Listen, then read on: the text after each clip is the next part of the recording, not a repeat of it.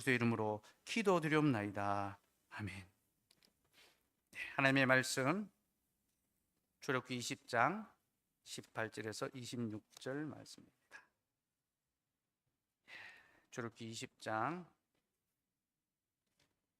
18절에서 26절 말씀입니다. 하나님께서 말씀하십니다. 하나님의 말씀을 들으십시오. 뭇 백성이 우레와 번개와 나팔 소리와 산의 연기를 본지라. 그들이 볼 때에 떨며 멀리 서서 모세에게 이르되 당신이 우리에게 말씀하소서 우리가 들으리이다. 하나님이 우리에게 말씀하시지 말게 하소서 우리가 죽을까 하나이다. 모세가 백성에게 이르되 두려워하지 말라. 하나님이 임하심은 너희를 시험하고 너희로 경외하여 범죄하지 않게 하려 하심이니라. 백성은 멀리 서 있고 모세는 하나님이 계신 흑암으로 가까이 가니라. 여호와께서 모세에게 이르시되 너는 이스라엘 자손에게 이같이 이르라. 내가 하늘로부터 너희에게 말하는 것을 너희 스스로 보았나니 너희는 나를 비교서 은으로나 금으로나 너희를 위하여 신상을 만들지 말고 내게 토단을 쌓고 그 위에 내 양과 소로 내 번제와 화목제를 드리라. 내가 내 이름을 기념하게 하는 모든 곳에서 내게 임하여 복을 주리라. 내가 내게 돌로 제단을 쌓거든 다듬은 돌로 쌓지 말라. 내가 정으로 그것을 쪼면 부정하게 함이니라. 너는 층계로 내 제단에 오르지 말라. 내 하체가 그 위에서 드러날까 함이니라. 아멘. 하나님 감사합니다. 오늘도 우리에게 진리의 말씀을 들려주시니 얼마나 감사한지. 이스라엘 백성들이 하나님의 말씀을 듣고 크게 두려워하며 여호와를 경외한 것처럼 오늘 우리도 주의 말씀을 들을 때 여호와를 크게 두려워하며 그를 경외하게 하여 주옵소서. 예수님 이름으로 기도드리옵나이다. 오늘은 신해산 언약 5번째 강설로 예배 언약의 완성이라는 제목으로 설교하려 합니다. 오늘 설교 대지는 첫째, 예배는 언약의 목적입니다. 둘째, 예배는 언약의 경외입니다. 셋째, 예배는 언약의 규정입니다. 세 가지를 살펴보려 합니다. 첫째, 예배는 언약의 목적입니다.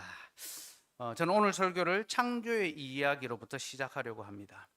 성경에서 창조와 구속은 가장 중요한 두 가지 핵심 축, 중심축입니다.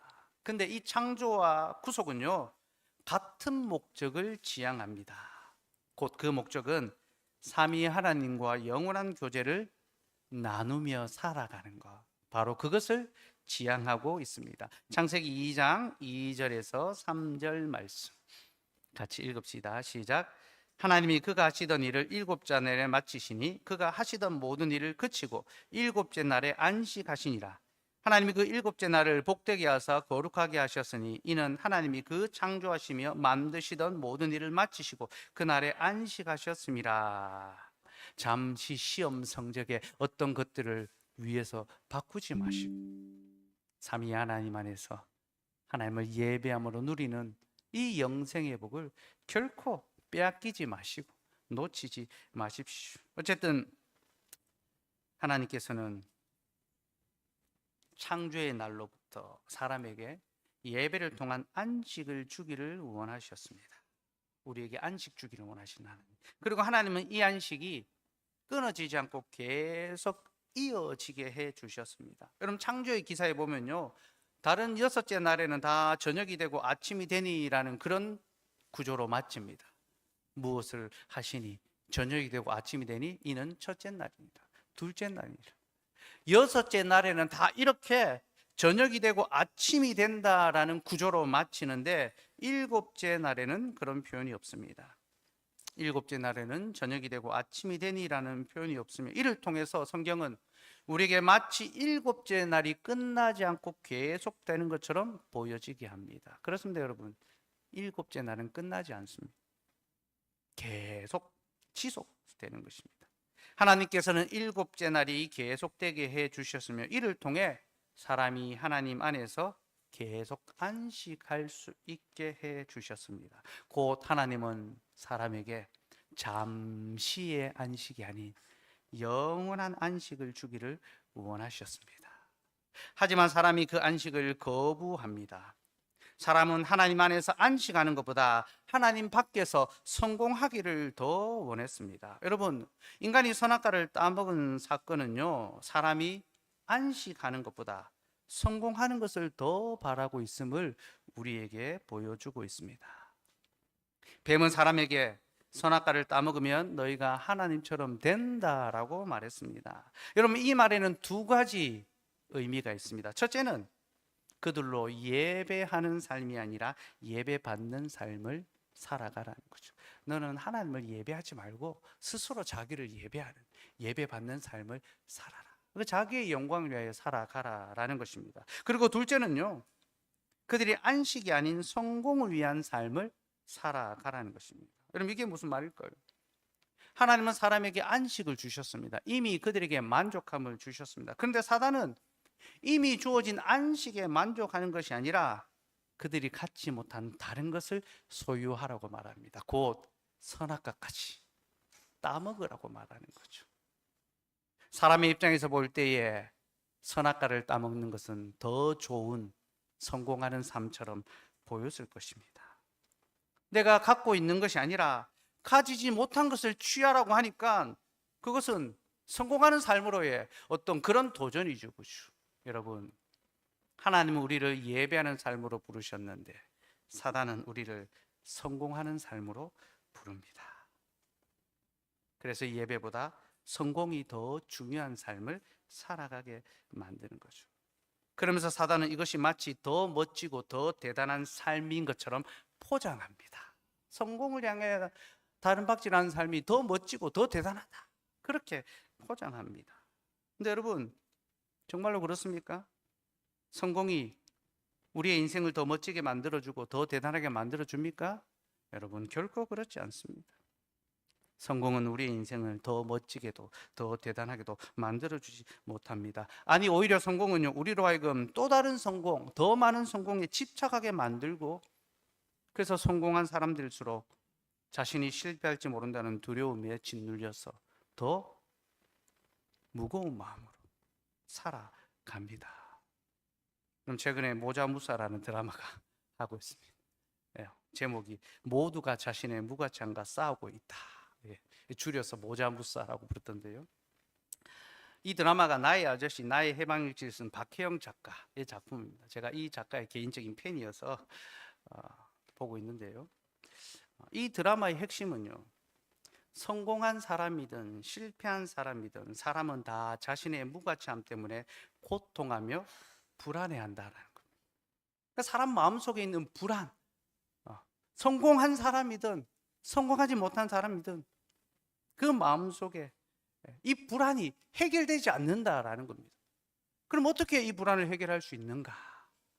곧 서로의 무가치함을 인정하고 서로를 도와주어야 한다. 서로를 도와줄 때, 서로의 무가치함을 인정하고 서로를 도와줄 때 비로소 그 불안이 해소될 수 있다. 그게 이 드라마의 핵심 주제입니다. 그래서 저는 이 드라마가요, 모든 사람에게는 도움이 필요하다, 그렇게 읽힙니다. 그렇습니다. 여러분, 사람에게는 모두 도움이 필요합니다. 그 누구도 도움이 필요 없는 사람은 아무도 없습니다. 그럼 여러분, 왜 사람에게는 도움이 필요할까요? 왜 사람은 도움을 받아야만 할까요? 그것은 하나님께서 사람을 그런 존재로 만드셨기 때문입니다. 하나님은 사람을 처음부터 도움이 필요한 존재로 만드셨고, 그래서 그들에게 돕는 배필을 허락하셨습니다. 이것은 하나님의 창조의 섭리입니다.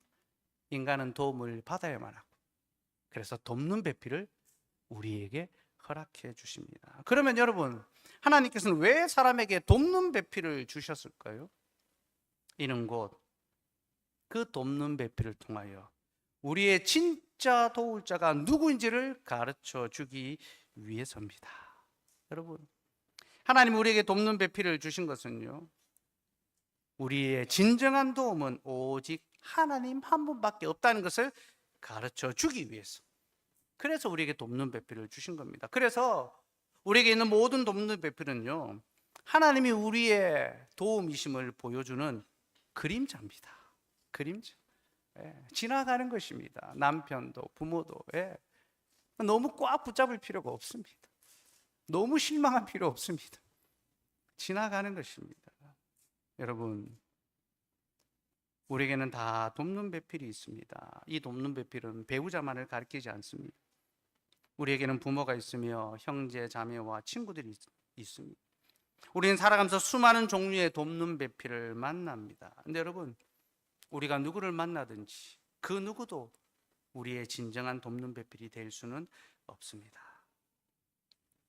그가 배우자든 부모와 형제, 자매든 친구들이든 진정한 돕는 배필이 될 수 없습니다. 여러분, 한 이불을 덮고 자는 배우자라고 해도 서로의 마음을 다 이해할 수 없습니다. 때로는 도무지 이해될 수 없는 그런 선택을, 그런 삶을 살아가는 사람이 배우자입니다. 그렇죠? 자식을 아무리 사랑하는 부모라고 해도 그 자녀의 필요를 다 채워줄 수는 없습니다. 그를 대신하여 아파줄 수 없고 그의 인생을 대신 살아줄 수 없습니다. 나를 이해하고 사랑하는 친구라고 해도 그가 항상 나에게 위로가 되는 것은 아닙니다. 여러분, 우리의 모든 관계에는요, 결핍과 한계가 있으며 우리는 바로 이것을 통하여 우리의 진정한 도움이 하나님 한 분밖에 없다는 사실을 알아야 합니다. 그러므로 땅에 있는 돕는 배필이 조금 부족하고 연약하다 해도 너무 아쉬워하지 마시고, 너무 분내하지 마시고, 너무 실망하지 마시고, 그로 인하여 하나님을 더욱 신뢰하고 하나님을 여러분의 도움으로 삼으시기 바랍니다. 그게 우리에게 돕는 배필을 주신 목적입니다. 또 하나, 돕는 배필은요, 우리가 하나님을 더 잘 예배할 수 있기 위해서 존재합니다. 무슨 말입니까? 돕는 배필은 우리의 삶의 피로를 채우는 존재가 아니라 우리의 예배를 돕는 자로 하나님께서 우리에게 허락해 주셨다라는 겁니다.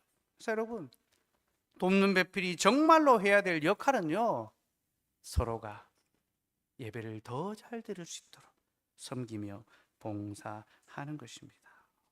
이것이 돕는 배필의 바른 기능입니다. 그러니 여러분, 여러분의 돕는 배필이 예배를 위한 배필이 되게 하십시오. 만약 그렇지 않다면 그는 돕는 배필이 아니라 고통의 배필이 되고 말 것입니다. 하나님은 돕는 배필을 옆구리에 갈빗대로 만드시는데요, 그가 예배를 돕는 배필이 안 되면요, 옆구리에 가시가 되게 하십니다. 예배를 위한 돕는 배필로 서로를 섬길 수 있어야 합니다. 그러니 결혼하신 성도 여러분, 여러분의 배우자가 하나님을 더 잘 예배할 수 있도록 도움이 되십시오. 서로를 섬기는 것은 서로가 서로에게 잘하게 하기 위해서가 아니라 하나님을 더 잘 예배할 수 있도록 섬기고 봉사해야 하는 겁니다. 부모 자녀의 관계도 마찬가지입니다. 부모는 자녀가 더 잘 예배할 수 있도록 이끌어야 되죠. 그러니까 여러분, 제발 주일 아침에 예배하러 오면서 아이들한테 큰 소리 내지 마시고, 너무 혼내지 마시고. 그럼 주일이 아이들이 마음이 무겁습니다. 기쁘고 감사한 마음으로 하나님을 예배할 수 있도록 잘 이끌어 줘야 돼요. 잘 이해해 줘야 되죠. 그게 돕는 배필로서 우리가 해야 될 직무입니다. 아직 결혼을 안 한 청년 여러분, 여러분의 결혼이 여러분의 행복을 위한 것이 아니라 예배를 위한 것, 곧 예배가 목적이 되는 결혼을 하시기 바랍니다. 여러분의 만남과 교제가 하나님을 더 잘 예배할 수 있는 기회가 되며 또 그런 사람들을 만날 수 있기를 소망합니다. 그리고 이를 위하여 여러분이 먼저 예배자가 되십시오.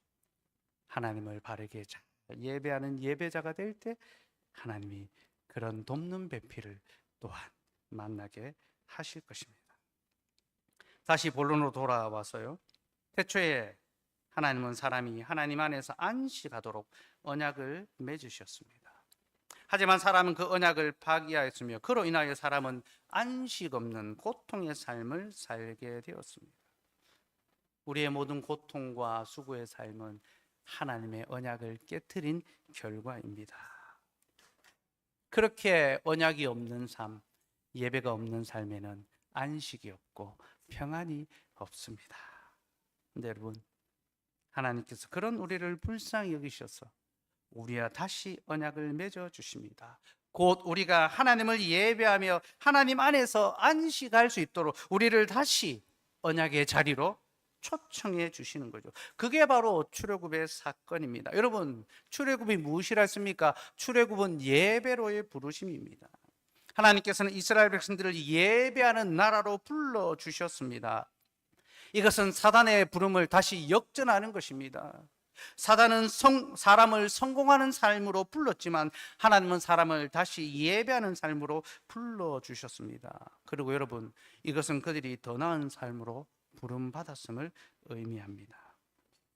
이스라엘 백성들이 애굽에 있을 때 그들은 성공의 종이 되어서 고통과 비참함과 쉼이 없는 삶을 살았습니다. 종은, 노예는 쉼이 없습니다. 그들에겐 자유가 없습니다. 그러나 이제 그들은 하나님 안에서 참된 자유와 안식을 누리는 삶으로 부름받았습니다. 여러분, 하나님을 예배할 때에 우리는 비로소 참된 쉼을 얻게 됩니다. 출애굽기 20장 8절에서 11절 말씀, 8절에서 11절 우리 같이 읽읍시다. 시작. 안식일을 기억하여 거룩하게 지키라. 여세 동안은 힘써 내 모든 일을 행할 것이나 일곱째 날은 내 하나님 여호와의 안식일인즉 너나 내 아들이나 내 딸이나 내 남종이나 내 여종이나 내 가축이나 내 문 안에 머무는 객이라도 아무 일도 하지 말라. 이는 엿새 동안에 나 여호와가 하늘과 땅과 바다와 그 가운데 모든 것을 만들고 일곱째 날에 쉬었습니다. 그러므로 나 여호와가 안식일을 복되게 그날을 거룩하게 하였느니라. 하나님께서 안식일을 기억하여 거룩하게 지키라고 하셨습니다. 이는 곧 하나님께서 태초에 일곱째 날을 거룩하게 구별하셨으며 그날에 복을 주셨다는 것을 기억하라는 것이죠. 그리고 그날에 하나님을 예배할 때 사람이 진정한 쉼과 안식을 얻게 된다. 그걸 가르쳐준다. 특별히 여러분, 이 안식일을 지키는 것과 쉼에 대한 것은요, 권유가 아닙니다. 제한이 아닙니다. 명령입니다. 하나님께서는 주일을 지키라고 하셨고 주일에 쉬라고 명령하셨습니다. 여러분, 주일에 일을 하고 안 해도 되는 것은요, 목사가 판단해서 결정해 줄 수 있는 문제가 아닙니다. 그것은 우리 하나님께서 판단하시고 우리 하나님께서 결정하시는 것입니다. 우리 하나님께서 쉼을 명령하셨습니다. 그리고 이 쉼은 개인적인 쉼이 아니라 모든 사람을 향한 쉼입니다. 그래서 그의 자녀들과 그의 종들과 가축들과 동물도 일시키면 안 됩니다. 그리고 그 집에 거하는 나그네들도 쉬라고 명령하십니다. 여러분, 이 쉼은요, 단순한 휴식을 명령하는 것이 아니라 죄로 말미암아 시작된 인간의 그 모든 수고와 고통의 삶이 하나님 안에서 쉼과 안식의 삶으로 바뀌어졌다는, 구속을 통하여 우리의 삶의 전체가, 우리의 삶의 실존이 완전히 바뀌어졌다는 것을 가르쳐주고 보여주는 명령입니다. 그러므로 여러분, 우리는 우리만 쉬는 것이 아니라 우리의 이웃들도 쉴 수 있도록 요청하고 도와줄 수 있어야 합니다. 사랑하는 여러분, 예배가 안식을 위해 있는 시간이라는 것을 기억합시다. 주일에 쉬지도 못하게 예배하러 가야 되는가? 피곤한데, 그런 마음이 들 수 있습니다. 그러나 여러분, 주일은요, 안식일은요, 사람을 위하여 있는 날, 사람이 안식을 위하여 있는 것이 아니라 안식일이 사람을 위하여 있습니다. 곧 이 안식일에 하나님께서 우리의 구원을 위하여 지금도 일하고 계시고 우리에게 하늘의 모든 신령한 복들을 내려주고 계시며 우리로 하나님 안에서 참된 쉼과 평안을 맛볼 수 있도록 우리에게 예배의 날을 허락해 주신 것입니다. 그러므로 여러분, 우리가 예배할 때 우리에게 안식이 있으며 우리가 예배하지 않을 때 우리에게 안식이 없다는 사실을 기억하시기 바랍니다. 아구스티누스가 유명한 말을 했지요. 우리 영혼 하나님을 예배하도록 지으셨으니 하나님을 예배하기까지 우리 영혼 쉬지 못하나이다. 우리를 하나님을 예배하도록 지으셨으니 하나님을 예배하기까지 우리는 쉬지 못한다라는 겁니다. 그리고 하나님을 예배할 때 비로소 우리는 쉴 수 있는 것입니다. 그러므로 여러분, 하나님을 예배함으로 쉼을 누리시기 바랍니다. 특별히 사단은 지금도 우리에게 안식이 아닌 성공을 위한 삶을 살아가라고 부추깁니다. 그는 우리에게 더 많은 성공을 부추기고 조금만 더 일하고 조금만 더 수고하면 지금보다 더 많은 것을 가질 수 있다고, 더 좋은 직위를 얻을 수 있다고 말하고 있습니다. 그러나 여러분, 사단의 말에 속아 넘어가지 말고 하나님의 말씀에 굳게 붙들려 있으시기를 바랍니다. 우리는 성공이 아니라 예배를 위하여 부름받았으며 우리는 하나님을 예배할 때 비로소 우리 영혼 참된 쉼과 안식을 누리게 됩니다. 둘째, 예배는 언약의 경외입니다. 본문 18절 19절 말씀 함께 읽겠습니다. 시작. 뭇백성이 우리와 번개와 나팔 소리와 산의 연기를 본지라. 그들이 볼 때에 떨며 멀리 서서 모세에게 이르되 당신이 우리에게 말씀하소서 우리가 들으리이다. 하나님이 우리에게 말씀하시지 말게 하소서 우리가 죽을까 하나이다. 하나님께서 이스라엘 백성들에게 우레와 번개와 나팔 소리와 산의 연기로 친히 말씀하셨습니다. 이는 바로 앞의 장면에 관한 설명인데요. 바로 앞에 십계명이 나오죠. 이 십계명은 모세가 지금 기록한 것이 아니라 하나님께서 직접 이스라엘 백성들에게 말씀하신 말씀입니다. 곧 하나님께서 우레와 번개와 나팔 소리와 산의 연기로 캄캄한 어두움으로 이스라엘 백성들에게 직접 말씀하셨습니다. 그런데 여러분, 하나님께서 이렇게 직접 말씀하시자 백성들이 어떻게 반응합니까?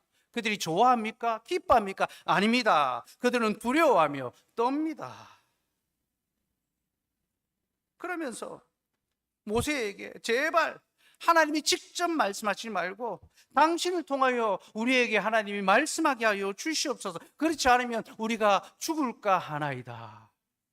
하나님의 말씀을 못 듣겠습니다. 우리가 죽을 것 같습니다. 그러니 하나님이 말씀하시지 말고 당신이 우리에게 말씀하시옵소서. 그러면 우리가 당신의 말을 하나님의 말씀으로 듣겠나이다. 그렇게 고백하고 있는 것입니다. 여러분, 우리의 생각에는요, 하나님이 직접 말씀하신다면 야, 그거 참 멋지고 그거 참 대단하고 그거 참 폼나고 그거 참 영광스럽겠다라고 생각합니다. 그럼 생각해 보십시오. 제가 지금 설교하는 것이 아니라 하나님께서 직접 말씀하신다. 이 강대상에 아무도 없는데 하나님께서 우리에게 친히 이 터를 흔들며 말씀하신다면 얼마나 좋겠습니까? 그러면 모든 사람들이 여기로 몰려와서 하나님의 말씀을 듣고 믿고 순종하지 않겠습니까? 근데 여러분, 그렇지가 않습니다. 하나님께서 직접 말씀하시면 사람들은 기뻐하는 것이 아니라 도리어 두려워합니다. 왜 그렇습니까?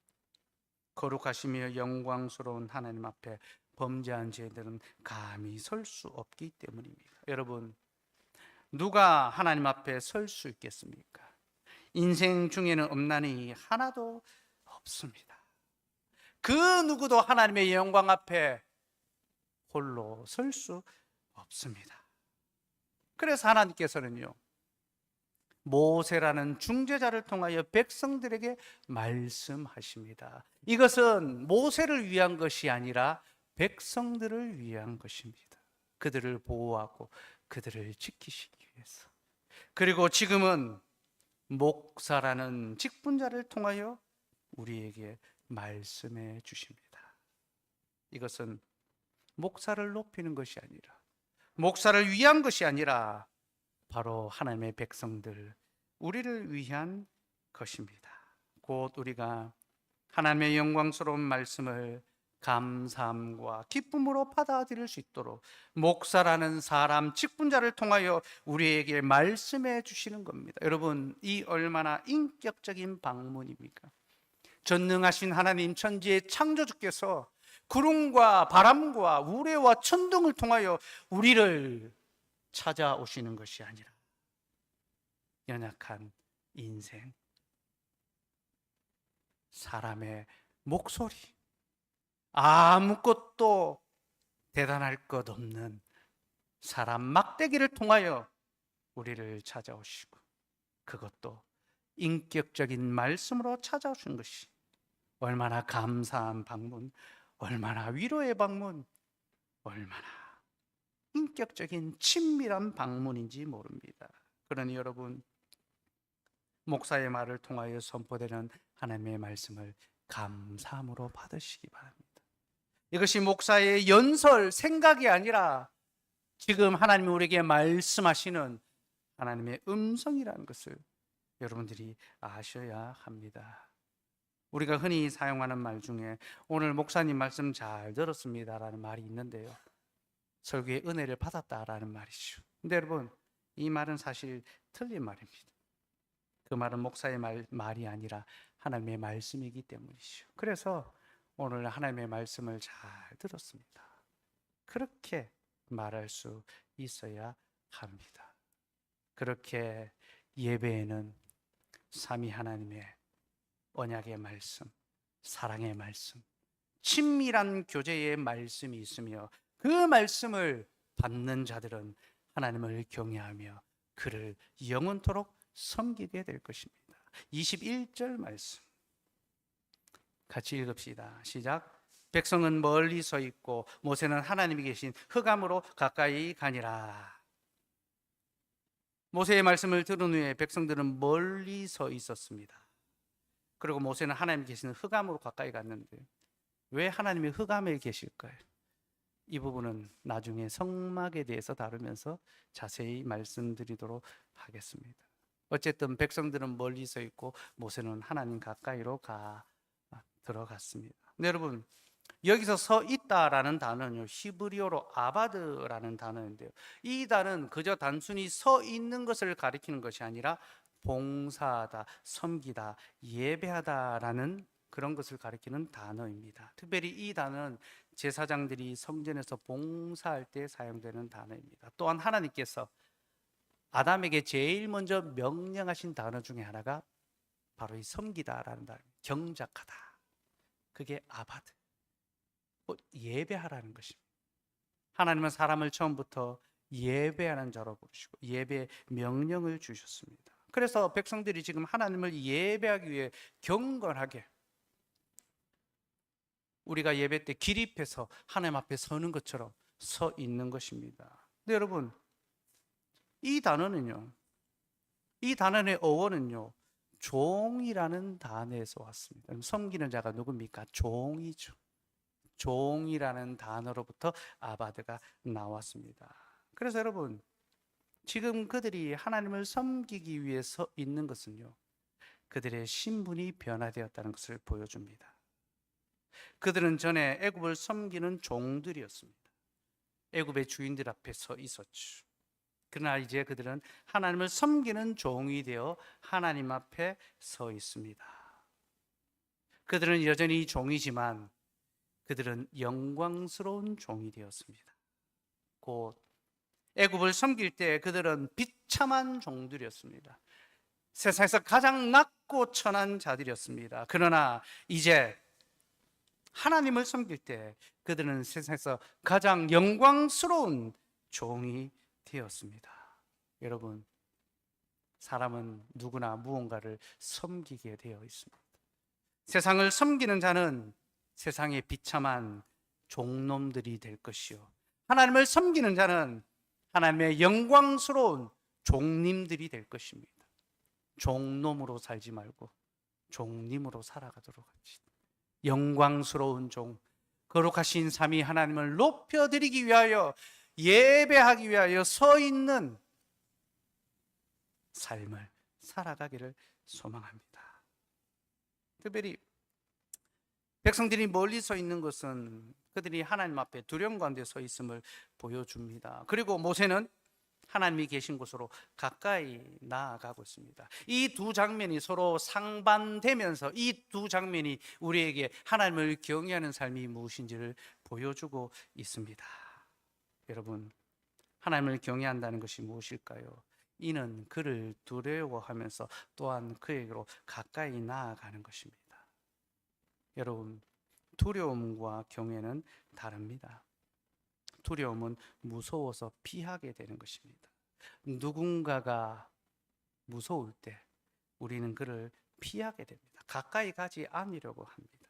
하지만 경외는요, 그를 두려워하지만 그럴수록 더욱 그에게로 가까이 나아가기를 소망합니다. 여러분, 이것이 바로 하나님을 경외하는 것입니다. 우리는 하나님을 떨며 두려워합니다. 기쁨으로 그에게 나아가 즐거이 그의 이름을 부르며 그를 기뻐합니다. 여러분, 우리 하나님 너무 무서운 분으로만 여기지 마십시오. 우리 하나님 아버지 하나님이시고 창조주고 심판주 하나님은 두렵고 떨림이 있습니다.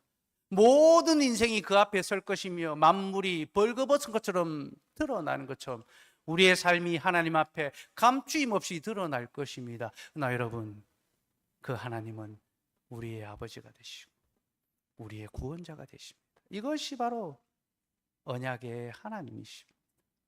언약의 하나님은 그를 우리의 구원자로, 우리의 아버지로 소개합니다.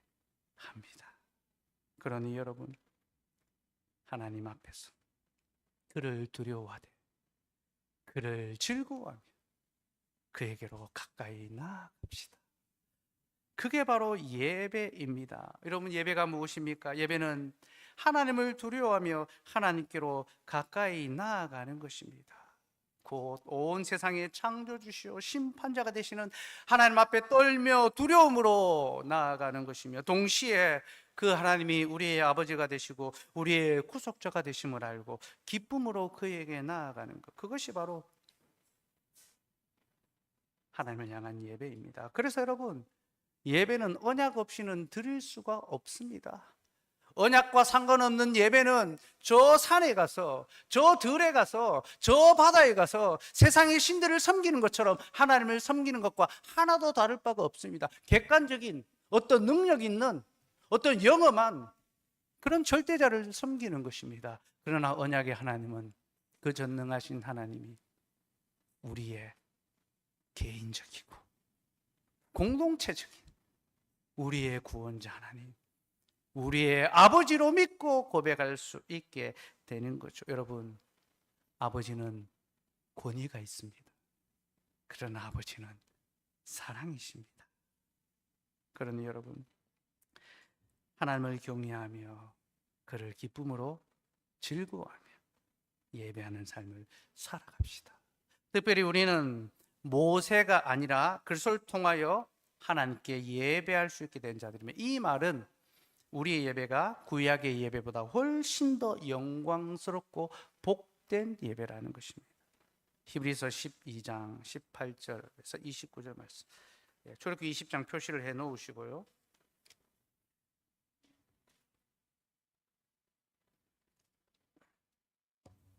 히브리서 12장 18절에서 29절, 본문이 좀 길지만요, 오늘 이 시내산 언약의 그 장면을 신약 교회의 방식으로 풀어주고 있습니다. 적용해주고 있습니다. 우리가 이 말씀 함께 읽었으면 좋겠습니다. 18절에서 29절입니다. 읽읍시다. 시작. 너희는 만질 수 있고 불이 붙는 산과 침침함과 흑암과 폭풍과 나팔 소리와 말하는 소리가 있는 곳에 이른 것이 아니라 그 소리를 듣는 자들은 더 말씀하시지 아니하시기를 구하였으니 이는 짐승이라도 그 산에 들어가면 돌로 침을 당하리라 하신 명령을 그들이 견디지 못함이라. 그 보이는 바가 이렇듯 무섭기로 모세도 이르되 내가 심히 두렵고 떨린다 하였느니라. 그러나 너희가 이룬 것은 시온산과 살아계신 하나님의 도성인 하늘의 예루살렘과 천만 천사와 하늘에 기록된 장자들의 모임과 교회와 만민의 심판자이신 하나님과 및 온전하게 된 의인의 영들과 새 언약의 중보자이신 예수와 및 아벨의 피보다 더 나은 것을 말하는 뿌린 피니라. 너희는 삼가 말씀하신 이를 거역하지 말라. 땅에서 경고하신 이를 거역한 그들이 피하지 못하였거든. 하물며 하늘로부터 경고하신 이를 배반하는 우리일까 보냐. 그때에는 그 소리가 땅을 진동하였거니와 이제는 약속하여 이르시되 내가 또 한 번 땅만 아니라 하늘도 진동하리라 하셨느니라. 이 또 한 번이라 하시면 진동하지 아니하는 것을 영존하게 하시기 위하여 진동할 것들 곧 만드신 것들이 변동될 것을 나타내심이라.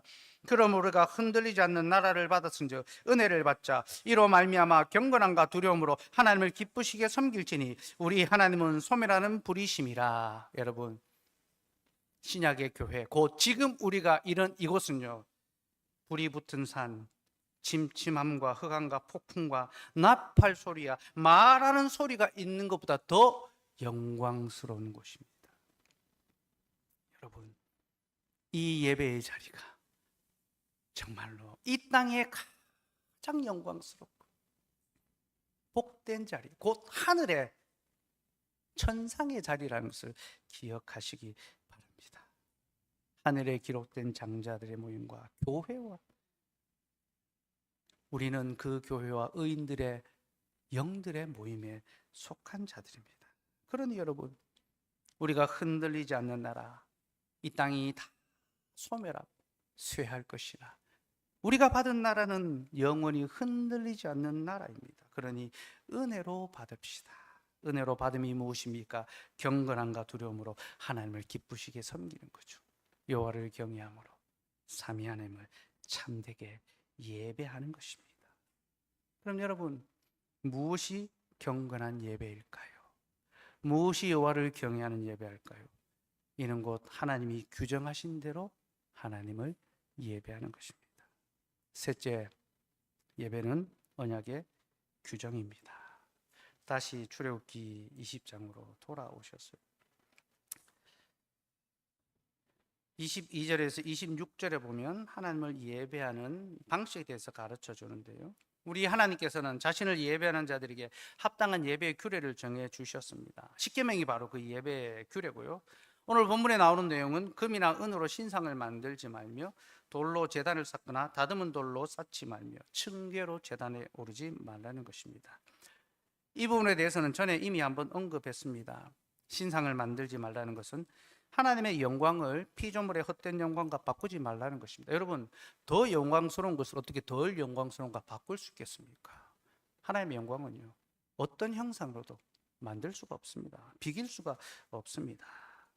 다듬은 돌로 제단을 쌓지 말라는 것은요, 인간의 손으로 예배를 단장할 수 없다는 것입니다. 우리가 아무리 예배를 단장하고 예쁘게 하고 여기 꽃꽂이를 해드린다고 해서 이 예배가 아름다워지는 것이 아닙니다. 인간의 손으로 하나님의 예배를 거룩하게 할 수 없습니다.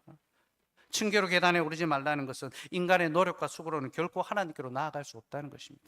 인간이 어떤 열심과 수고를 한다 하더라도 하나님 앞으로 이룰 수가 없다라는 거죠. 근데 여러분, 신상을 만들고 돌을 다듬고 층계와 제단을 쌓는 것은 모든 종교의 공통적인 현상입니다. 모든 종교는 신을 향한 인간의 수고와 노력의 표현이며 이것을 통하여 사람이 신에게로 나아갈 수 있다고 생각합니다. 이것이 모든 종교의 보편적 특징입니다. 때로는 교회마저도 그 특징을 따라가고 닮아갑니다. 그래서 여러분, 하나님께서는요, 우리가 이런 세속의 신앙, 잘못된 종교를 따라가지 않도록 하나님을 향한 합당한 예배 규례를 규정해 주셨습니다. 하나님이 예배의 법을 주신 것은 우리가 너무나 쉽게 그 예배를 그릇되게 드리는 경향이 있기 때문입니다. 하나님께서는 이 모든 것들을 금하심으로 인간의 방법과 수고로는 결코 하나님께 나아갈 수 없다는 사실을 우리에게 가르쳐 주셨습니다. 여러분, 진실로 그렇습니다. 인간이 어떤 노력과 수고를 다 한다 하더라도 하나님께 갈 수 없습니다. 지성이면 감천이란 말이 인간에게는 나올 수 있지만 하나님께로는 나올 수가 없습니다. 바벨탑을 아무리 쌓아 올려도 하늘에 닿을 수 없는 것처럼 우리가 하늘에 닿을 수 있는 길은 없습니다. 그래서 여러분, 우리가 하늘에 닿을 수 있는 유일한 길이 무엇입니까? 이는 곧 하늘이 우리에게로 내려오는 것이죠. 하늘이 내려오시기 전에는 결코 우리가 하늘에 이를 수가 없습니다. 그래서 하늘에 계신 하나님께서 우리에게로 내려오셨죠. 성자 예수님께서 우리에게로 내려오셨고 우리와 같아지셨고 우리를 대신하시고 우리의 죄를 짊어지시고 우리를 위하여 죽으셨습니다. 여러분, 그가 왜 내려오셨습니까? 우리는 도무지 그에게로 갈 수 없기 때문에 그가 우리에게로 내려오셔야만 했던 것입니다. 그리스도께서 우리를 위하여 우리에게로 내려오셨습니다. 근데 여러분, 성경은 그 그리스도가 바로 다듬지 않은 돌이라고 합니다. 하나님께 제단을 쌓을 때 다듬지 않은 돌로 하라는데, 성경은 예수 그리스도가 바로 다듬지 않은 돌이라고 우리에게 가르쳐 주고 있습니다. 다니엘서 2장 34절 35절 같이 읽읍시다. 시작.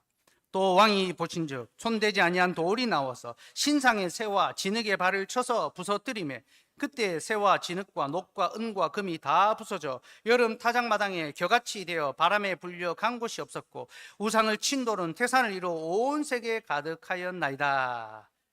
다니엘은 손대지 아니한 돌, 곧 다듬지 않은 돌이 나와서 우상의 신상을 쳐서 깨트린다 했습니다. 이 우상의 신상은 세상의 제국들이 섬기는 거대한 성공의 우상입니다. 바벨론과 로마와 애국과 이 땅의 제국, 이 땅의 사람들이 섬기는 우상의 형상들, 그 성공의 형상들, 뱀의 형상입니다. 바로 그 우상을 다듬지 않은 돌이 깨트립니다. 그리고 그 돌이 태산을 이루어 온 세계에 가득하게 됩니다.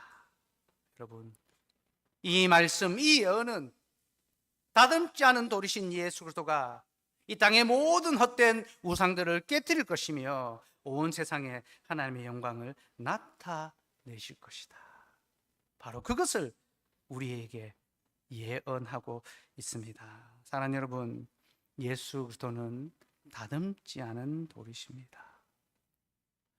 여러분, 그가 다듬지 않은 돌이라는 것이 무엇을 의미하는지 압니까? 그는 고운 모양도 없고 흠모할 만한 거리가 없다라는 것입니다. 보잘것없습니다. 돌은 다듬어야 예쁘죠. 우리 주님은 다듬어지지 않으셨습니다. 곧 인간적인 눈으로 볼 때는 초라하고 보잘것없고 약한 존재죠. 여러분, 그리스도의 복음이 온 세상을 살리는 구원의 말씀이지만 그 복음은 너무나 힘이 없어 보입니다. 그 복음은 너무나 초라해 보입니다. 그 복음은 너무나 시원찮아 보입니다. 그 복음은 지금 나의 삶의 문제를 해결하거나 도와주지 못하는 것처럼 보입니다. 그러나 여러분, 그러기에 그 복음은 정말로 하나님의 진리입니다. 우리 하나님은 사람의 눈에 보기 좋은 것이 아니라 하나님 보시기에 좋은 것을 택하십니다. 우리 예수님은 하나님 보시기에 가장 좋은 듯 구별된 산돌이시고 그 주님이 우리를 위하여 죽으심으로 이 땅의 모든 죄와 사망의 온갖 헛된 우상들을 깨뜨리셨고 오직 하나님 한 분만이 참된 구원자 되심을 우리에게 가르쳐 주셨습니다. 그리고 이제 온 땅의 모든 거민들이 구원의 삼위 하나님을 예배하며 그를 기뻐할 수 있는 은혜를 베풀어 주셨습니다. 이것이 바로 우리가 영과 진리로 하나님을 예배하는 것입니다.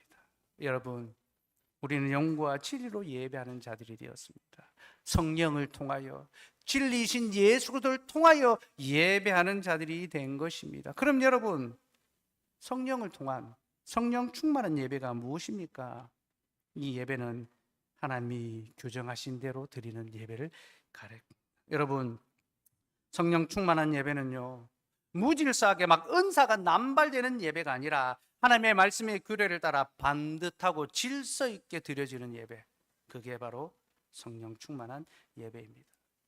우리가 방금 히브리서 12장을 읽을 때 그 마지막에 하나님은 소멸하는 불이시다라는 말씀이 있었는데요, 여러분, 그 말씀은요 신명기 4장 24절 말씀의 인용입니다. 같이 읽읍시다. 시작. 내 하나님 여호와는 소멸하는 불이시요 질투하는 하나님이시니라. 그럼 여기에는요, 질투하는 하나님이시라는 말씀이 덧붙여져 있습니다. 우리는 이 질투하는 하나님이 십계명 2계명과 연결된다는 것을 알아야 합니다. 그래서 바로 앞에 구절도 금이나 은으로 우상을 새겨 만들지 말라라는 경고가 나옵니다. 여러분, 이 소멸하는 불, 질투하는 하나님, 우리가 하나님을 예배할 때에 하나님이 규정하신 대로 예배해야 된다. 바로 그것을 우리에게 가르쳐 주고 있습니다. 만약 그렇지 않게 예배한다면요, 그것이 어떤 선의에 따라 행한 것이라 하더라도 그것은 하나님 앞에 예배가 아니라 가증한 일이 되고 말 것입니다. 여러분, 우리의 예배를 돌아보시기 바랍니다.